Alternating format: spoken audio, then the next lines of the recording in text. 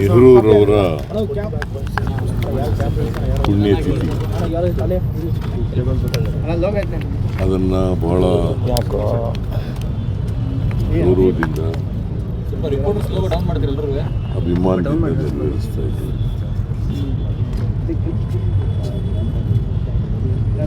ನೆಹರೂರವರು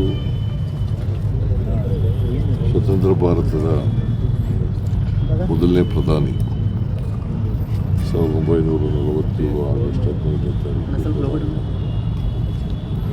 ಇವತ್ತು ಆಧುನಿಕ ಭಾರತ ಆಗಿದ್ದರೆ ಅದರ ನಿರ್ಮಾತೃ ನೆಹರೂರವರು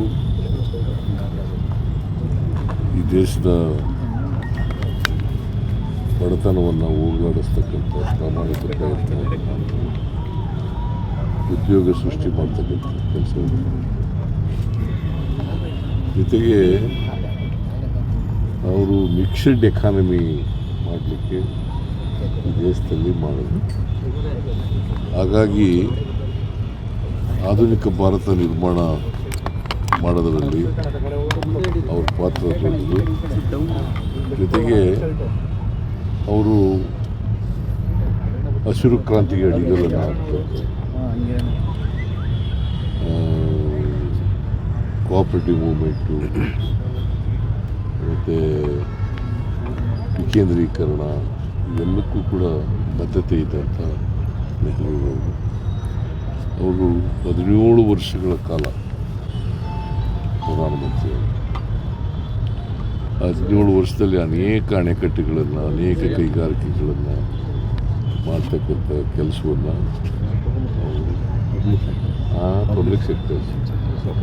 ಪಬ್ಲಿಕ್ ಸೆಕ್ಟರ್ನಲ್ಲಿ ಅನೇಕ ಕೈಗಾರಿಕೆಗಳನ್ನು ಮಾಡಿದರು, ಅನೇಕ ಅಣೆಕಟ್ಟುಗಳನ್ನು ಕಟ್ಟಿದ್ದರು.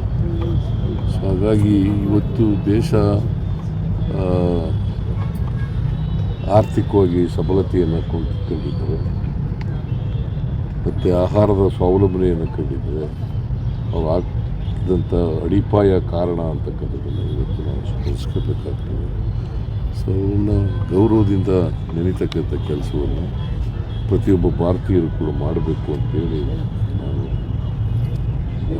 ಇಚ್ಛೆ ಪಡ್ತೇನೆ. ಯಾಕಂದರೆ ಅವರು ಈ ಆಧುನಿಕ ಭಾರತದ ಅಡಿಪಾಯ ಹಾಕದೇ ಹೋಗಿದರೆ ಇಂಥ ಭಾರತವನ್ನು ನಾವು ಕಾಣಲಿಕ್ಕೆ ಸಾಧ್ಯ. ಇವತ್ತು ಎಕಾನಮಿ ಇಡೀ ಜಗತ್ತಿನಲ್ಲೇ 5ನೇ ಸ್ಥಾನದಲ್ಲಿದ್ದೀವಿ ನಾವು ಅಂತಂದರೆ ಅದಕ್ಕೆ ಕಾರಣ ಸರ್. ನಿನ್ನೆ ಕೋವಿಡ್ ಸಭೆ ಮಾಡಿದ್ರಿ, ಕೆಲವು ಸೂಚನೆಗಳನ್ನು ಆರೋಗ್ಯ ಇಲಾಖೆ ಕೊಟ್ಟಿದ್ದೀರಿ ಸರ್. ಹೌದು, ನಿನ್ನೆ ಆರೋಗ್ಯ ಇಲಾಖೆ ಮತ್ತು ವೈದ್ಯಕೀಯ ಶಿಕ್ಷಣ ಇಲಾಖೆ ಅಧಿಕಾರಿಗಳು ಮತ್ತು ಟಾಸ್ಕ್ ಫೋರ್ಸ್ ಅಧಿಕಾರಿಗಳು ಅವ್ರ ಜೊತೆ ಎಲ್ಲ ಮೀಟಿಂಗ್ ಮಾಡಿದ್ದೀನಿ. ಕೆಲವು ಮುನ್ನೆಚ್ಚರಿಕೆ ಕ್ರಮಗಳನ್ನು ತಗೊಳ್ಬೇಕು ಅಂತ ಹೇಳಿದ್ದೀನಿ. ಎಲ್ಲಕ್ಕೂ ಪ್ರಿಪೇರ್ ಆಗಿರಬೇಕು. ಯಾವುದಕ್ಕೆ ವೆಂಟಿಲೇಟರ್ ತೊಂದರೆ ಇರ್ಬಾರ್ದು, ಆಕ್ಸಿಜನ್ಗೆ ತೊಂದರೆ ಇರ್ಬಾರ್ದು, ಕಿಟ್ಟಿಗೆ ತೊಂದರೆ ಇರಬಾರ್ದು, ಯಾವುದಕ್ಕೂ ತೊಂದರೆ ಮತ್ತು ವಾರ್ಡ್ಗಳಿಗೆ ತೊಂದರೆ ಇರಬಾರ್ದು. ಅದನ್ನು ಖಾತ್ರಿ ಮಾಡ್ಕೊಳ್ತಕ್ಕಂಥ ಕೆಲಸವನ್ನು ಮಾಡಬೇಕು. ಸೊ ಈಗ ಸುಮಾರು 65 ಕೇಸ್ಗಳಿದ್ದಾವೆ, ಇವತ್ತು 80 ಆಗಿದ್ದಾವೆ ಅಂತ ಹೇಳ್ತಾರೆ. ಇದು ಅಷ್ಟೊಂದು ಸೀರಿಯಸ್ ಸ್ಟ್ರೈನ್ ಅಲ್ಲ.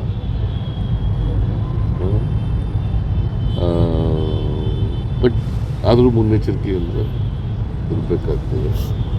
ಮತ್ತು ಮಕ್ಕಳಿಗೆ ಇನ್ನೊಂದು ಹೇಳಿದ್ದೀವಿ, ಯಾರಿಗೆ ನೆಗಡಿ ಬರ್ತದೆ, ಕೆಮ್ಮು ಬರ್ತದೆ, ಜ್ವರ ಬರ್ತದೆ, ಅವ್ರು ಯಾರು ಶಾಲೆಗೆ ಕಳಿಸಬೇಡಿ ಅಂತ.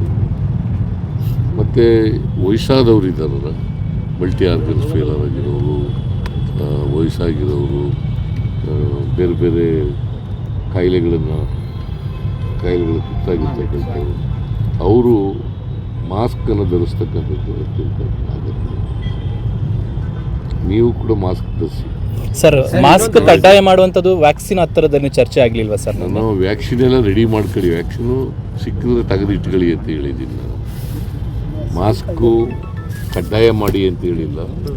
ಯಾರಿಗೆ ವಯಸ್ಸಾಗಿರೋರಿದ್ದಾರೆ, ಯಾರು ಕಾಯಿಲೆಗಳಿಂದ ನರಳ್ತಾ ಇದ್ದಾರೆ, ಯಾರು ಕಿಡ್ನಿ ಡಿಸೀಸ್ಗಳು ಇಂದ ನರಳ್ತಾ ಇದ್ದಾರೆ, ಹಾರ್ಟ್ ಡಿಸೀಸ್ಗಳಿದಾವೆ ಅಂಥವರೆಲ್ಲ ಹಾಕಳಿ ಅಂತ ಸರ್ ವಿದೇಶ ಪ್ರಯಾಣ ಮಾಡಿದವರು ಅವರು ಸ್ವಲ್ಪ ನಿಗಾ ಇಡಬೇಕು ಅಂತ. ವಿದೇಶ ಪ್ರಯಾಣ ಏರ್ಪೋರ್ಟ್ ನಲ್ಲಿ ಏನಾದರೂ ಟೆಸ್ಟಿಂಗ್ ಸ್ಟಾರ್ಟ್ ಮಾಡೋದು ಇನ್ನೂ ಮಾಡಿಲ್ಲ. ಕೇಂದ್ರ ಸರ್ಕಾರದಿಂದ ಏನು ಬಂದಿಲ್ಲ ನಮಗೆ ಇವತ್ತು. ಬಟ್ ಎಚ್ಚರಿಕೆಯಿಂದ ಹೆಚ್ಚಿನ ವಿಡಿಯೋಗಳಿಗೆ ಪ್ರತಿಧ್ವನಿ ಯೂಟ್ಯೂಬ್ ಚಾನೆಲ್ ಸಬ್ಸ್ಕ್ರೈಬ್ ಮಾಡಿ, ಬೆಲ್ ಐಕಾನ್ ಕ್ಲಿಕ್ ಮಾಡಿ.